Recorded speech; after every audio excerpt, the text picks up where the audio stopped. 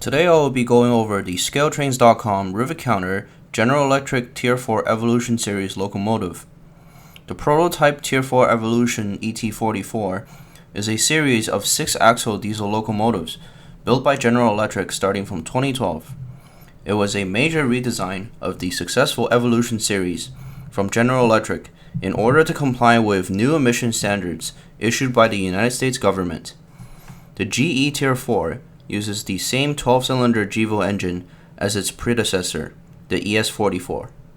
Early production Tier 4 locomotives ran on various American railroads as lease units. Various railroad companies in North America purchased these locomotives for mainline freight service. The Canadian National Railway owns over 100 of these GE ET44AC locomotives as of this writing. The first CN ET44ACs were delivered in 2015.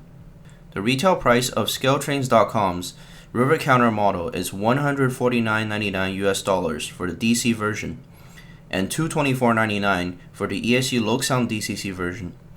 There is also another budget-priced version called the Operator, which sells for $99.99 US. But since the Operator version is significantly different than the Rivet Counter version, I will not be covering it in this video. My examples of the model are Canadian National 3019 and Canadian National 3045. The 3019 is an early production variant of the ET44AC, with a squared section near the exhaust stack. The 3045 is a current production variant with an angled section at the exhaust stack. The key spotting feature of the ET44AC is that it has a much larger and taller radiator section compared to the older ES44AC. The radiator section is shaped like a roof of a house. The ET44AC is also slightly longer than the ES44AC, although the difference in length is very subtle. Some of the CN-specific details featured on this model include an operating red DPU light on both ends, rear ditch lights, a rock pilot at the rear, and a snow-proof walkway. The model also features things that you would find standard on a high-end HO scale model, including separately applied bell, horn, windshield wipers, mirrors, sunshades, air and signal hoses, coupler cut lever, lift rings, grab irons, and handrails. The model also featured numerous etched metal parts applied to the plastic shell, most of which are see-through. In addition, there are lots of separately applied piping and details installed on the underframe and the fuel tank. The trucks are nicely detailed, with separately applied air cylinders and rotating bearing caps. There is a parts bag full of 6 bearing caps in the event that you lose the ones that came with the model. The paint is evenly applied, but the separation lines between different colors are sometimes fuzzy. This is the most obvious between the black and white on the CN model. The pad printed signs are bilingual and they are specific to CN, and most of them are clear enough to be seen with magnification. The model suffers from some minor quality control issues due to the nature of an excessive amount of separately applied parts. Sometimes you will find the handrails or ditch lights to be bent out of shape or crooked. There are some areas where the glue was not applied cleanly, and glue marks or glue fog can be seen on the model. The model weighs 740 grams, which is one of the heaviest plastic diesel locomotive models ever produced for the North American market. The model comes with ScaleTrain semi-scale metal couplers, which are mounted at the correct height. Note that the model uses a very narrow and short coupler box, but it is wide enough to fit a KD whisker coupler with no modifications required, should you wish to switch to KD couplers. To remove the shell of the locomotive, loosen the 2 coupler screws and pull out the coupler boxes. Pay attention to the front coupler box, because it may be blocked by the coupler cut lever. Be sure to not break the coupler cut lever in the process of removing the coupler box. After the coupler boxes are out, you can separate the shell and chassis by grabbing the fuel tank with one hand and gently pulling the shell vertically upward. Be aware that the CN version will have 2 pairs of magnet wires going from the circuit board to where the DPU lights are, so it's not possible to separate the shell and the chassis on the CN version without desoldering the DPU lights. Be very careful to not break the magnet wires when separating the shell and the chassis. The mechanism is visually similar to a Walther's proto locomotive. The chassis has the 4-dimple motor with brass flywheels. If you have watched my past reviews, you will know that this motor is one of my favorites. Above the motor is the circuit board holding the 21-pin ESC Loc-Sound version 4 decoder. The V4 decoder is a full-feature sound decoder featuring up to 12 function outputs, and it is capable of loading custom sound effects. The board features soldered connections to the electrical pickup, lights, motor, and speakers. All of the wiring is secured to the upper half of the chassis. The headlight, ditch lights, and number boards are separate micro circuit boards with surface-mount LEDs. On the Canadian National version, 9 of the 12 lighting functions are used, which means there are 3 lighting functions that are open if you wish to add extra lighting functions, such as cab lights or step lights and truck lights. I have yet to figure out which of the pads on the circuit board are for the open lighting functions. This will be in a follow-up video when I have time to investigate. The circuit board also features an ESU power pack, which is a capacitor that will keep the locomotive operating in the event that it runs into dirty track or the power is interrupted. I have tested that the power will last approximately 3 to 4 seconds during a power interruption. The speakers are located on the top of the chassis, immediately behind the circuit board. They are dual cell phone sugar cube speakers with a baffle and chamber which fires down directly on the track. As a result, the sound quality on this locomotive is one of the best around. The underframe of the chassis features piping and fuel tank details. The shell is really the selling point of this model. Just look at all the etched metal see-through parts. Here you can see that the upper radiator is see-through with radiator details on the inside.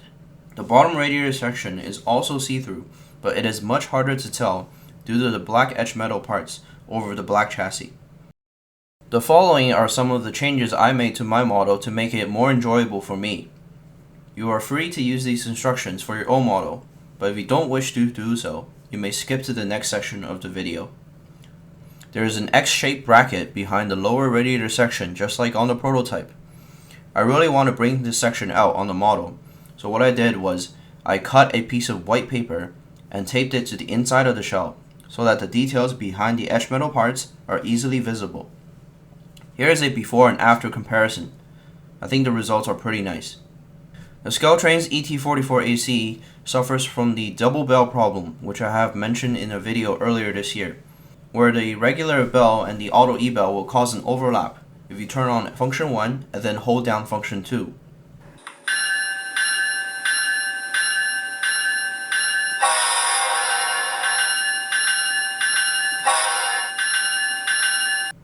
This can be fixed by adding a condition of not function 1 into function 2 for the horn and auto eBell, followed by adding a condition of function 1 and function 2 together for the horn only.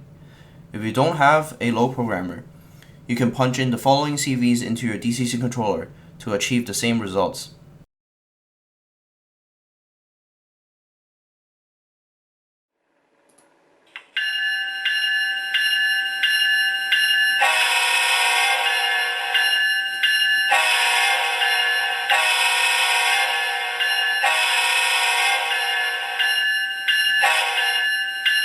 I have remapped the numberboard function from function 8 to function 7 because I like to have the numberboards controlled independently from the prime mover.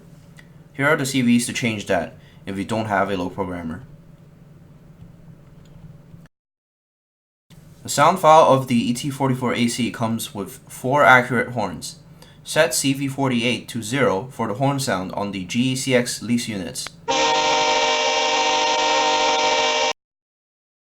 Set CV48 to 1 or 2 or 3 for 3 variants of the Nathan K5HL found on all other Tier 4 units.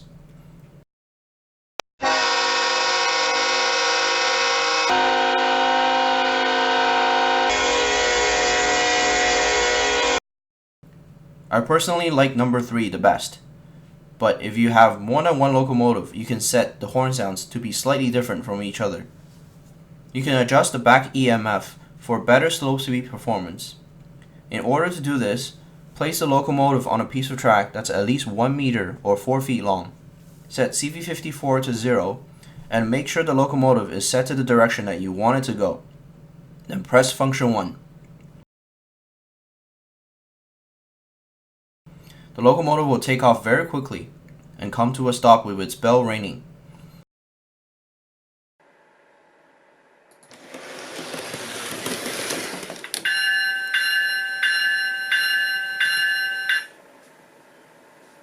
Press function 1 again to stop the bell, and now the back EMF is adjusted on the locomotive, and it should run very smoothly at low speeds.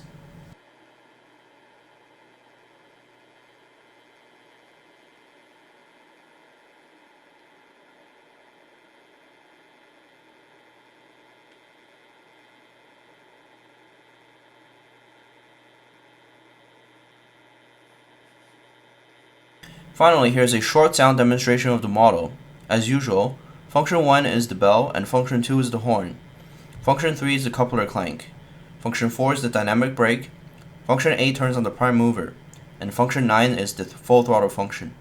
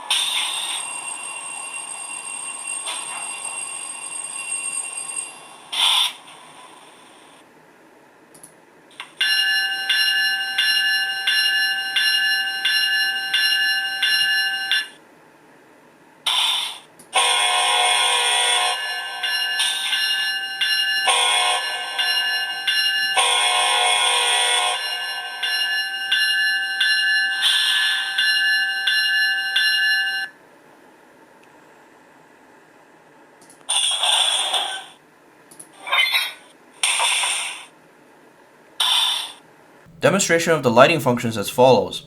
Function 0 is the headlight, function 6 is the ditch lights. I have remapped the number boards to function 7, they were originally on function 8. And lastly, function 5 controls the DPU light in the opposite direction.